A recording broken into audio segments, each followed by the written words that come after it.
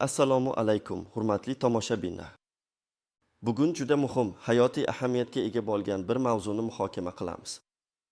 Bu sizning yaqinlaringizning moddiy ahvoliga bevosita ta'sir qiladigan, ko'pchilikni tashvishga solayotgan savollarga javob beradigan ma'lumot.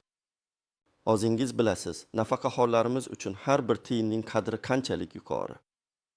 Ayniqsa, bugungi kunda narx-navo oshib borayotgan bir paytda qo'shimcha mablag' har doimgidan ham zarurroq.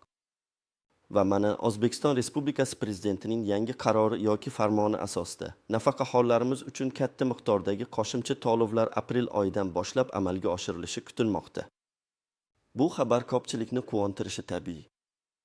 Bu ma'lumotni oxirigacha diqqat bilan tinglang, chunki unda aynan sizga tegishli bo'lgan, nafaqangizni sezilarli darajada oshirish imkonini beruvchi sirlar yashiringan. Kanalimizga hoziroq obuna bo'ling va videoga like bosing. Bu siz uchun hech narsa emas, biz uchun esa videoni yanada ko'proq odamlarga yetkazishga yordam beradi. Endi esa asosiy masala mohiyatiga o'tamiz. Avval qanday edi? An'anaviy ravishda nafaqalar yiliga 1 yoki 2 marta inflyatsiya darajasiga qarab indeksatsiya qilinardi. Bu asosan o'tgan davrdagi narx-navo o'zgarishlarni qoplashga qaratilgan edi. Masalan, yil boshida inflyatsiya 8 bo'lgan bo'lsa, nafaqalar ham shu foizga oshirilardi. Biroq bu har doim ham hayotiy zaruriyatlarni to'liq qoplay olmasdi, chunki inflyatsiya rasmiy raqamlardan ko'ra tezroq o'sib borishi, ba'zi muhim tovar va xizmatlarning narxlari boshqalarga nisbatan keskinroq oshishi kuzatilar edi. Shu sababli ko'plab nafaqaxo'rlarimiz uchun minimal nafaqa miqdori ham yetarli bo'lmayotganidan shikoyatlar kelib tushar edi.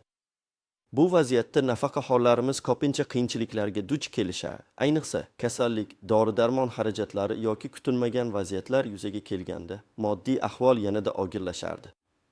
Oldingi tizim ko'proq orqaga qarab ishlar, ya'ni o'tgan davrdagi yo'qotishlarni qoplashga harakat qilar edi, ammo bugungi kun va kelajakdagi ehtiyojlarni oldindan hisobga olishga qodir emas edi.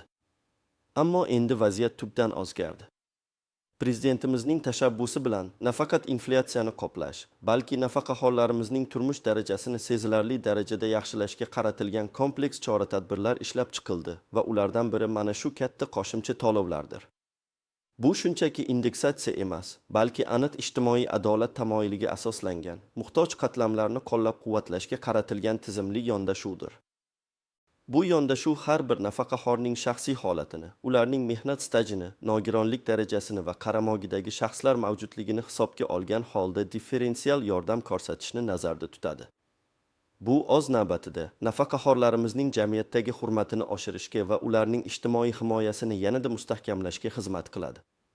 Nima uchun aynan hozir bunday o'zgarishlarga ehtiyoj tugildi? Bu bir necha omillar bilan bog'liq. Birinchidan, mamlakatimiz iqtisodiyotida erishilayotgan barqaror o'sish, ishlab chiqarish hajmining oshishi va byudjet daromadlarining ko'payishi bunday ijtimoiy dasturlarni moliyalashtirish imkonini berdi. Ikkinchidan, ijtimoiy yo'naltirilgan siyosatning ustuvorligi, ya'ni inson qadrini ulug'lash, aholining zaif qatlamlarini qo'llab-quvvatlash prezidentimiz siyosatining asosiy ustuni hisoblanadi. Uchinchidan, koronavirus pandemiyasi va global iqtisodiy inqirozning aholiga ta'sirini yumshatish, ayniqsa nafaqaxo'rlar kabi himoyasiz qatlamlarning moddiy ahvolini yaxshilash zarurati. Hukumatimiz nafaqaxo'rlarning har bir oilada jamiyat tayanchi ekanini anglagan holda, ularni moddiy qo'llab-quvvatlashni o'zining asosiy vazifalaridan biri deb hisoblamoqda. Bu shunchaki bir martalik aksiya emas, balki kelajakda ham davom etadigan, doimiy ravishda takomillashtirib boriladigan ijtimoiy himoya tizimining bir qismidir. Endi esa ushbu qo'shimcha to'lovlar kimlarga mo'ljallangan, kimlar undan foydalanishi mumkin va qanday shartlar mavjud degan savollarga aniq javoblar beramiz. Ushbu katta qo'shimcha to'lovlar barcha nafaqaxo'rlarga bir xil miqdorda berilmaydi. Ular ma'lum bir toifadagi nafaqaxo'rlar uchun mo'ljallangan bo'lib, ularning ijtimoiy ehtiyojlarini qondirish, hayot sifatini oshirish maqsadida joriy etilgan. Bu to'lovlar nafaqaning turiga, mehnat stajiga, oilaviy ahvolga va boshqa ijtimoiy mezonlarga bog'liq ravishda farqlanadi. Qaysi toifalardagi nafaqaxo'rlar qo'shimcha to'lovga umid qilishi mumkin? Birinchi toifa minimal nafaqa oluvchilar. Bu eng nozik qatlam bo'lib, ularning nafaqasi belgilangan eng kam miqdordan oshmaydi. Prezident qaroriga ko'ra, ularning turmush sharoitini yaxshilash maqsadida ushbu toifadagi nafaqaxo'rlarga minimal iste'mol xarajatlarini qoplashga yordam berish uchun sezilarli miqdorda qo'shimcha mablag' ajratiladi. Bu shunchaki foizli oshirish emas, balki belgilangan qat'iy qo'shimcha summadir. Ikkinchi toifa uzoq muddatli mehnat stajiga ega bo'lgan nafaqaxo'rlar. Bu insonlar o'z umrining katta qismini mehnatga bag'ishlagan, mamlakat rivojiga salmoqli hissa qo'shgan shaxslardir. Ularning xizmatlarini e'tirof etish va munosib hurmat ko'rsatish maqsadida, masalan, 40 yildan ortiq mehnat stajiga ega bo'lgan nafaqaxo'rlarga nafaqaning ma'lum bir foizi miqdorida yoki belgilangan bir summadagi qo'shimcha to'lov beriladi. Bu ularning nafaqasini sezilarli darajada oshiradi va ularga munosib qarilikni ta'minlashga yordam beradi. Uchinchi toifa nogironligi bo'lgan nafaqaxo'rlar, ayniqsa I va I guruh nogironlari. Bu toifadagi fuqarolarimiz sog'ligi bilan bog'liq muammolar tufayli qo'shimcha xarajatlarga ega bo'lishadi. Masalan, dori-darmon, reabilitatsiya, tibbiy ko'riklar va boshqa ehtiyojlar. Ushbu qo'shimcha to'lovlar ularning shu xarajatlarini qoplashga yordam beradi va ularga ijtimoiy himoya kafolatlarini kuchaytiradi. To'rtinchi toifa qaramog'ida shaxslari bo'lgan nafaqaxo'rlar. Agar nafaqaxo'r voyaga yetmagan bolalarni, nogironligi bo'lgan oila a'zolarini yoki boshqa mehnatga layoqatsiz qaramog'idagilarni tarbiyalayotgan bo'lsa, ularga ham qo'shimcha mablag' ajratiladi. Bu ularning oilasini moddiy jihatdan qo'llab-quvvatlashga qaratilgan muhim choradir. Beshinchi toifa urush faxriylari va mehnat fronti qatnashchilari. Ularning vatan oldidagi xizmatlarini inobatga olgan holda, ular uchun ham alohida qo'shimcha to'lovlar belgilanishi mumkin. Bu davlatning ularga nisbatan e'tiborini va minnatdorchiligini ifodalaydi. Endi esa ushbu toifalar bo'yicha aniq raqamlar va real hayotiy misollar bilan tushuntirib beraman. Bu sizga o'zingizning vaziyatingizni tahlil qilish va qo'shimcha to'lovga haqli ekanligingizni aniqlashda yordam beradi. Birinchi misol, minimal nafaqa oluvchi Marat aka. Marat aka 70 yoshda, uzoq yillar qurilish sohasida ishlagan, ammo mehnat daftarchasidagi ayrim hujjatlari yo'qolganligi sababli uning staji to'liq hisoblanmagan va hozirda u eng kam nafaqa, ya'ni 980 so'm oladi. Bu summa faqatgina uning asosiy ehtiyojlarini, ya'ni oziq-ovqat va kommunal xizmatlarni zo'rg'a qoplaydi. Prezidentimizning yangi qarori asosida minimal nafaqa oluvchilarga aprel oyidan boshlab har oyda qo'shimcha 200 so'm berilishi belgilandi. Bu degani Marat akaning pensiyasi endi 980 200 180 so'mga yetadi. Bu qo'shimcha 200 so'm uning uchun juda katta yordam. Endi u har oyda o'ziga kerakli bo'lgan dori-darmonlarni bemalol sotib olishi, haftada bir marta bozorga borib, yangi meva-chevalardan olishi yoki nevaralariga kichik sovg'alar olishi mumkin. Marat akaning misolida ko'rishimiz mumkinki, kichik tuyulgan qo'shimcha summa ham nafaqaxo'rning hayot sifatini sezilarli darajada yaxshilaydi. Ushbu toifadagi nafaqaxo'rlarga qo'shimcha to'lovni olish uchun odatda avtomatik hisoblanadi, chunki ularning ma'lumotlari pensiya jamg'armasida mavjud. Biroq, agar sizda shubha bo'lsa, tekshirib ko'rishdan erinmang. Ikkinchi misol, uzoq muddatli mehnat stajiga ega bo'lgan Gulnora aya. Gulnora aya 65 yoshda, qishloq maktabida 45 yil davomida fidokorona mehnat qilgan, o'nlab avlodlarga bilim bergan tajribali pedagog. Uning hozirgi pensiyasi 800 so'm. Yangi tartib bo'yicha 40 yildan ortiq stajga ega bo'lganlarga nafaqasining 15% miqdorida qo'shimcha to'lov belgilandi. Demak, Gulnora ayaning pensiyasiga 800 so'mning 15i, ya'ni 270 so'm qo'shiladi. Umumiy pensiyasi endi 800 270 so'm bo'ladi. Bu uning uchun nafaqat kundalik ehtiyojlariga, balki o'ziga yoqqan kiyim-kechaklarni olishga, teatrga borishga yoki nabiralariga ko'proq sovg'a-salom ulashishga imkon yaratadi. Gulnora ayaning misoli shuni ko'rsatadiki, davlat mehnat faxriylarini qadrlaydi va ularga munosib sharoit yaratishga intiladi. Agar siz ham uzoq yillar mehnat stajiga ega bo'lsangiz, lekin mehnat daftarchangizdagi ba'zi yozuvlarda noaniqliklar bo'lsa, buni zudlik bilan tartibga solish orqali yuqoridagi qo'shimcha to'lovga ega bo'lishingiz mumkin. Bu yerda sizning mehnat stajingizni tasdiqlovchi hujjatlar muhim rol o'ynaydi. Uchinchi misol, nogironligi bo'lgan va qaramog'ida shaxslari bor Sobir aka. Sobir aka 60 yoshda guruh nogironi bo'lib, ota-onasidan qolgan 10 yashar nogiron nabirasini tarbiyalaydi. Uning hozirgi pensiyasi 200 son.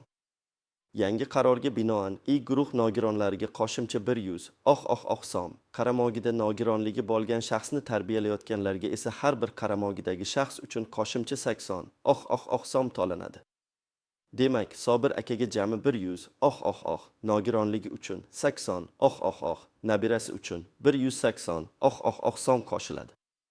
Uning umumiy pensiyasi 200 180 380 songa yetadi. Bu qo'shimcha mablag' Sobir aka uchun nabirasining maxsus ehtiyojlarini qondirish, uning dori-darmonlari va reabilitatsiya xarajatlarini qoplashda juda muhim. Ushbu mablag' ehtimol nabirasiga maxsus o'yinchoqlar yoki ta'lim materiallari sotib olishga ham yetadi. Bu misol davlatning nafaqat nafaqahorning shaxsiy ehtiyojlarini, balki uning oilaviy majburiyatlarini ham inobatga olayotganini yaqqol ko'rsatadi. Bu toifadagi nafaqahorlar uchun nogironlik guvohnomalari va qaramog'idagilarning tugilganlik to'g'risidagi guvohnomalari talab qilinishi mumkin. Ko'rib turganingizdek, ushbu qo'shimcha to'lovlar nafaqahorlarimizning har xil toifalariga turli yo'llar bilan taqdim etilmoqda. Ammo ularning umumiy maqsadi bitta: hayot sifatini yaxshilash va ijtimoiy himoyani kuchaytirish. Bu shunchaki so'zda emas, balki aniq amaliy harakatlarda o'z aksini topmoqda. Endi esa ushbu jarayondagi ba'zi noaniq jihatlar, e'tibor berish lozim bo'lgan nuanslar va yuzaga kelishi mumkin bo'lgan xavflar haqida gaplashamiz. Bu ma'lumot sizning huquqlaringizni himoya qilish va imkoniyatlardan to'liq foydalanish uchun juda muhimdir. Birinchidan, qo'shimcha to'lovlarni olishning avtomatikligi va ariza asosida amalga oshirilishi. Ba'zi toifadagi nafaqahorlar uchun, masalan, minimal nafaqa oluvchilar yoki pensiya jamg'armasida barcha ma'lumotlari to'liq bo'lgan uzoq stajli nafaqahorlar uchun qo'shimcha to'lovlar avtomatik ravishda hech qanday qo'shimcha ariza yozmasdan hisoblab chiqilishi va aprel oyidagi nafaqa bilan birga to'lanishi mumkin. Bu tizimni soddalashtirish va nafaqahorlarga qulaylik yaratishga qaratilgan. Biroq, agar sizning vaziyatingiz biroz murakkabroq bo'lsa, masalan, stajingizni tasdiqlovchi ba'zi hujjatlar yo'qolgan bo'lsa, nogironlik guvohnomangizning muddati tugagan bo'lsa yoki qaramog'ingizdagi shaxslar haqidagi ma'lumotlar pensiya jamg'armasida to'liq aks etmagan bo'lsa, siz albatta ariza bilan murojaat qilishingiz kerak bo'ladi. Aslida, har qanday nafaqahor, hatto avtomatik to'lovga haqli bo'lsa ham, o'zining hisobiga to'g'ri pul o'tkazilganligini tekshirishi va agar shubha tugilsa, pensiya jamg'armasiga murojaat qilishi shart. Ikkinchidan, murojaat qilish muddatlari. Aprel oyidan boshlab to'lovlar amalga oshirilishini inobatga olsak, qo'shimcha to'lovni aprel oyida olishni istaganlar uchun ma'lum bir muddatgacha ariza berish talab qilinishi mumkin. Masalan, agar qaror 1 apreldan kuchga kirgan bo'lsa, aprel oyidagi to'lovni olish uchun mart oyining oxirigacha ariza berish talab qilinishi mumkin. Ammo agar siz ushbu muddatga ulgura olmasangiz ham xavotir olmang. Odatda bunday qo'shimcha to'lovlar to'liq amalga oshirilishi kerak bo'lgan oydan boshlab hisoblab beriladi. Ya'ni siz kechroq ariza bersangiz ham, oldingi oylar uchun to'lovlarni olishingiz mumkin.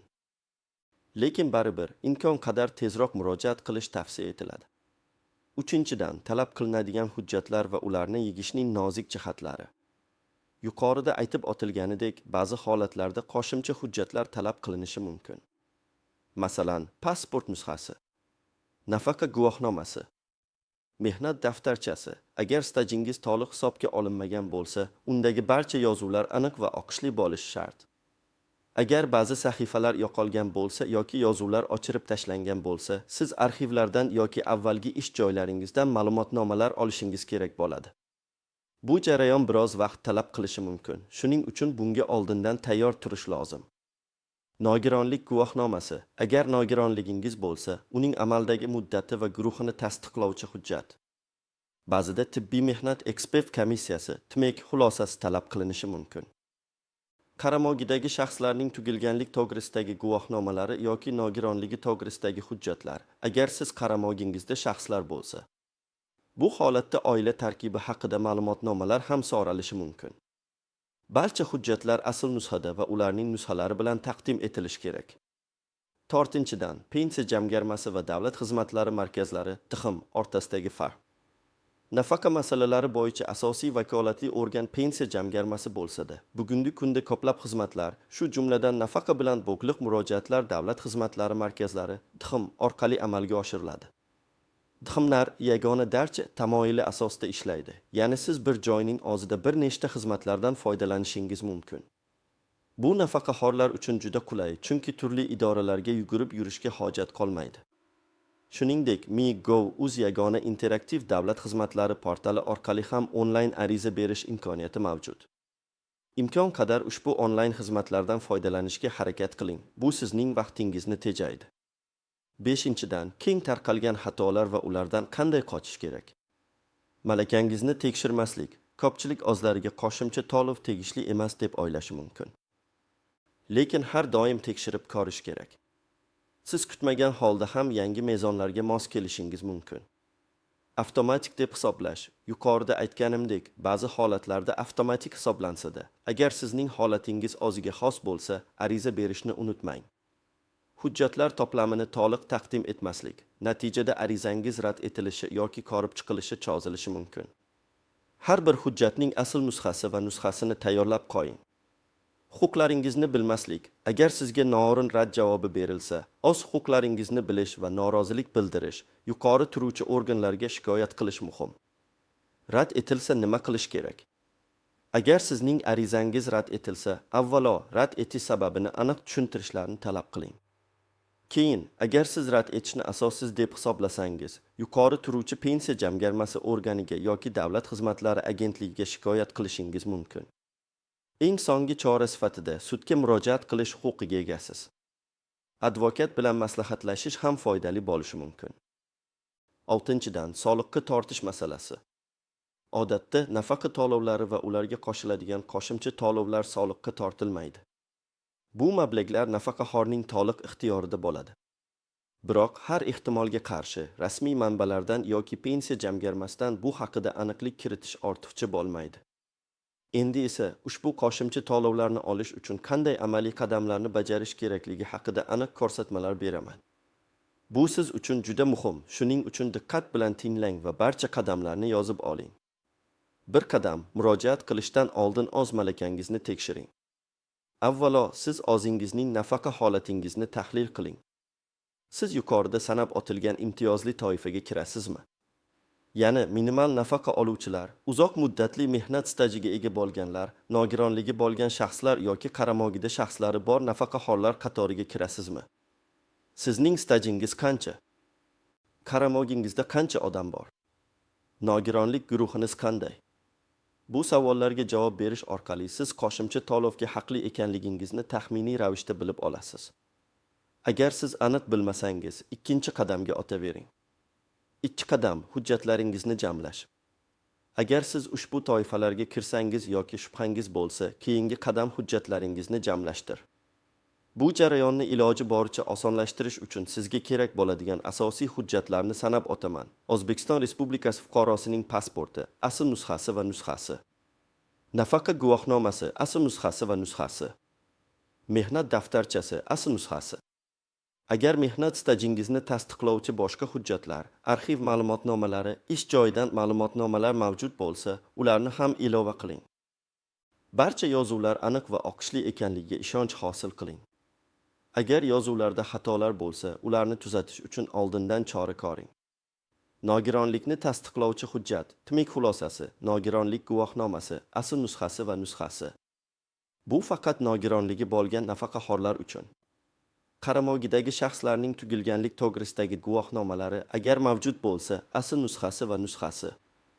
Bu qaramog'ida shaxslar bo'lgan nafaqaxo'rlar uchun. Shuningdek, ularning nogironligini tasdiqlovchi hujjatlar agar qaramog'idagi shaxs nogiron bo'lsa. Oilaning tarkibi haqidagi ma'lumotnoma mahalla fuqarolar yig'inidan. Ba'zi hollarda bu talab qilinishi mumkin. Bank rekvizitlari, nafaqa o'tkaziladigan bank kartasi yoki hisob raqami. 3 qadam, arizani topshirish joyini tanlash. Hujjatlarni yig'ib bo'lgach, arizani topshirish uchun 3 ta asosiy yo'nalish mavjud. Tuman, shahar, pensiya jamg'armasi bo'limiga shaxsan murojaat qilish. Bu an'anaviy yo'l bo'lib, siz bevosita mutaxassis bilan gaplashib, barcha savollaringizga javob olishingiz mumkin. Davlat xizmatlari markazlariga doim murojaat qilish. Bu eng qulay va samarali usullardan biridir. Tiximlarda barcha zarur xizmatlar bir joyda ko'rsatiladi. Navbatlar kamayadi va murojaat qilish jarayoni tezlashadi. Dixim xodimlari sizga ariza to'ldirishda ham yordam berishadi.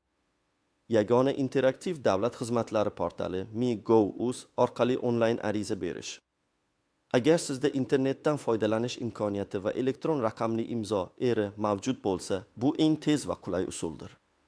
Siz uyingizdan chiqmasdan turib ariza berishingiz mumkin. Portalda maxsus bo'lim topib, kerakli shaklni to'ldirasiz va elektron hujjatlarni yuklaysiz. 4 qadam: arizani to'g'ri to'ldirish va hujjatlarni topshirish. Tanlangan usuldan qat'i nazar, arizani diqqat bilan va to'g'ri to'ldiring. Barcha kerakli ma'lumotlarni aniq ko'rsating, jumladan ish, pasport ma'lumotlari, yashash manzili, aloqa telefon raqami va qo'shimcha to'lovni olishga haqli ekanligingiz sabablari, masalan, minimal nafaqa oluvchi sifatida 40 yildan ortiq staj uchun va hokazo. Barcha yig'ilgan hujjatlarni arizaga ilova qiling. Agar shaxsan topshirayotgan bo'lsangiz, hujjatlaringizni tasdiqlash uchun ularning asl nusxalarini ham o'zingiz bilan olib boring. Arizaning ikkinchi nusxasini topshirilgan sana va raqami bilan o'zingizda qoldiring. Bu kelajakda arizangizning holatini tekshirishda foydali bo'ladi. 5 qadam: arizaning bajarilishini kuzatish. Arizani topshirgandan so'ng uning ko'rib chiqilish muddatini bilib oling. Odatda bunday arizalar 10-15 ish kuni ichida ko'rib chiqiladi. Agar siz Dixim orqali murojaat qilgan bo'lsangiz, sizga arizangizning holatini onlayn tarzda kuzatish uchun maxsus id raqami beriladi. Mi.gov.uz orqali ariza bergan bo'lsangiz, shaxsiy kabinetingizda uning holatini bevosita kuzatib borishingiz mumkin. Agar ma'lum bir muddat o'tgan bo'lsa-yu, sizga javob kelmagan bo'lsa, murojaat qilgan joyingizga qo'ng'iroq qiling yoki shaxsan borib holatni aniqlashtiring. Xulosa qilib aytganda, aprel oyidan boshlab kutilayotgan prezidentimiz tashabbusi bilan amalga oshiriladigan qo'shimcha to'lovlar nafaqaxo'rlarimizning turmush darajasini yaxshilashga qaratilgan muhim qadamdir. Bu davlatimizning o'z fuqarolari, ayniqsa keksa avlod vakillari va ijtimoiy himoyaga muhtoj qatlamlarga bo'lgan g'amxo'rligining yorqin namunasidir. Unutmang, bu imkoniyatdan to'liq foydalanish uchun o'zingiz harakat qilishingiz, kerakli hujjatlarni tayyorlab, belgilangan tartibda murojaat qilishingiz shart. Hech kim sizning o'rningizga bu ishni qilib bermaydi. Shuning uchun faol bo'ling va o'z huquqlaringizni bilib oling. Agar siz qo'shimcha to'lovga haqli bo'lsangiz, bu sizning qonuniy haqqingizdir va siz uni olishingiz kerak. Umid qilamanki, ushbu video sizga foydali bo'ldi. Agar sizda ushbu mavzu bo'yicha qo'shimcha savollar bo'lsa, izohlarda yozib qoldiring. Men ularga imkon qadar batafsil javob berishga harakat qilaman. Videoga like bosing va kanalimizga obuna bo'ling, toki bunday muhim va hayotiy ma'lumotlarni o'tkazib yubormaslik uchun. Sizning faolligingiz bizni yanada ko'proq foydali kontent yaratishga undaydi. E'tiboringiz uchun rahmat.